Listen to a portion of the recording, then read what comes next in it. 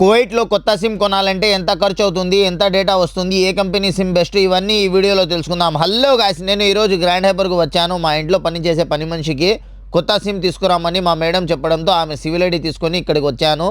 ఇక్కడ friendly, ఒరిడో, Jane, STC వంటి కంపెనీల సిమ్స్ అందుబాటులో ఉన్నాయి. నేనైతే ఫ్రెండ్లీ సిమ్ తీసుకుందామని వచ్చేసినాను.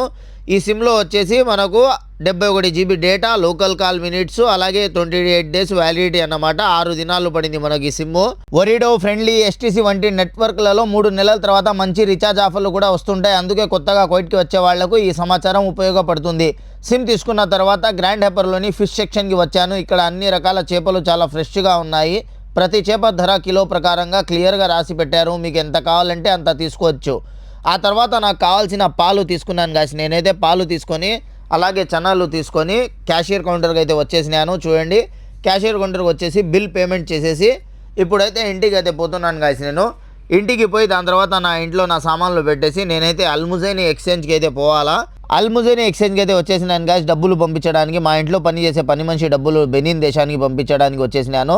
అన్న పనిచేసే అన్న వచ్చేసి ఇండియాదే అన్నది కూడా, హైదరాబాద్ అన్నదో కాసేపు మాట్లాడుకొని నా ఐడి కార్డు ఇచ్చేసినాను. 80 KD ఇచ్చేసినాను డబ్బులు పంపించే అన్న అని. అన్న వచ్చేసి రిసిప్ట్ ఇచ్చినాడు. రిసిప్ట్లో సిగ్నేచర్ చేసి ఇచ్చేసినాను రిసిప్ట్. డబ్బులు అయితే వెళ్ళిపోతాయి గాయ్స్ 1 మినిట్లో అంతే. ఓకే గాయ్స్, ఈరోజు వీడియో అయితే అంతే. నెక్స్ట్ వీడియో కలుసుకుందాం. అంతవరకు bye. Like, comment, share, subscribe. Thank you so much.